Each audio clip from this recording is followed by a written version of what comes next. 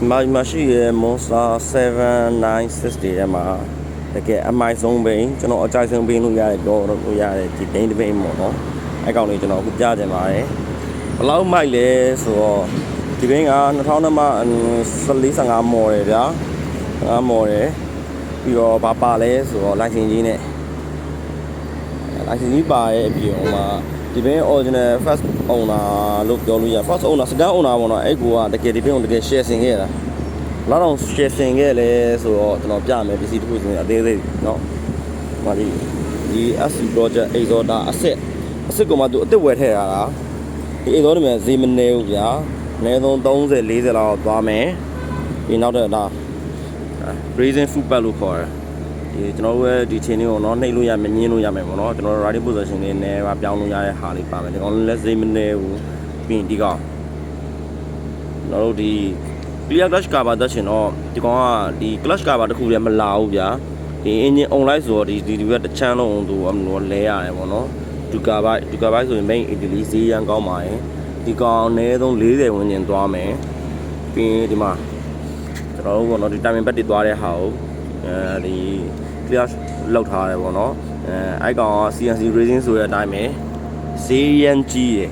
ဒီကောင်ကျွန်တော်ညီမနိုင်ငံမှာဒီပေါ့နော်ဒီ timing pad ကာပါပေါ့နော် clear timing pad ကာပါပေါ့နော်အဲ့ကောင်ကကျွန်တော်ဒီဘေးမှာတော့စမြင်ဘူးလားအခုဒီလေဒီဘေးမှာကျွန်တော်မြင်ဘူးသေးတယ်တခြားဘယ်ဘေးမှာကျွန်တော်မမြင်ဘူးသေးဘူးတကယ်မိုက်တယ်ဒီရောဒီမှာ Evo Dash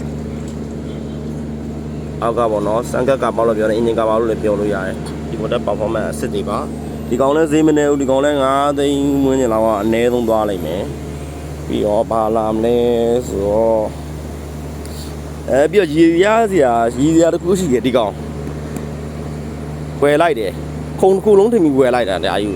15သိန်းဆိုတော့ဝယ်လိုက်တယ်ခုံတစ်ခုလုံးပြီးတော့ပါလာတဲ့အချိန်မှာပါလဲဆိုတော့ဒီထိုင်ကုန်စွတ်တစ်ခုပဲပါတယ်ဘာလို့ဆိုတော့ဒူကာဘိုက်ဖြစ်နေဒူကာဘိုက်က main Italy ဒီအရန်ကောင်းပါတယ် quality ရော design ရောတကယ်အရန်ကောင်းတဲ့ကောင်ဒီကောင်ဒီထိုင်ကုန်ကပါအစွတ်တင်မဲ့ဟိုကသူ15သိန်းလောက်ပေးလိုက်ရတယ်ပြီးတော့နောက်ထပ်ဒီမှာဟန်တယ်ဘာအန်လေးဘာအန်မယ်တာပေါ့နော်ဒါလေးဈေးသိမရှိပါဘူးပြီးဒီကောင်လေးရှိမယ်ဒီကောင် Rizoma ကျွန်တော်တို့ဟိုပေါ့နော် handle grip ပေါ့နော်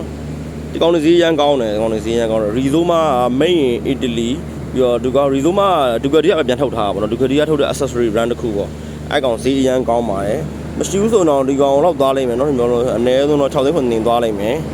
ပြီးတော့ဒီကောင်ဒါလေး fancy လေးတွေပြီးတော့ဒီမှာဒါလေးထည့်ပြီးထားတယ်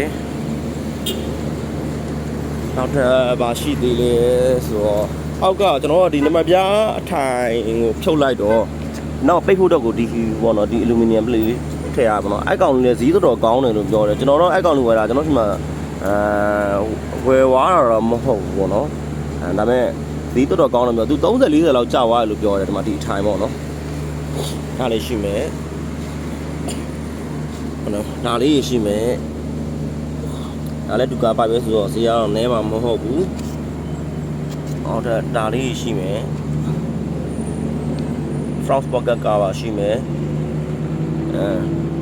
ဒါလေးရှိမယ်ပြီးတော့နောက်ဒီမှာဒါလည်း engine ကလို့မလို့ဆက်လဲနေဒီကောင်မကွဲအောင်တော့ဒါလေးခံပြီးထားရနော်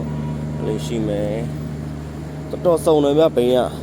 မအဲ့လောက်စုံအောင်ဆင်ထားတဲ့ဒီ Monster 796လို့တော့မမြင်ဘူးသေးဘူးတကယ်ပြီးနောက်ထပ် Racing Dumpရှိမယ်တော့ဘယ်လိုဖွင့်ရတာဒီလိုလေးပဲ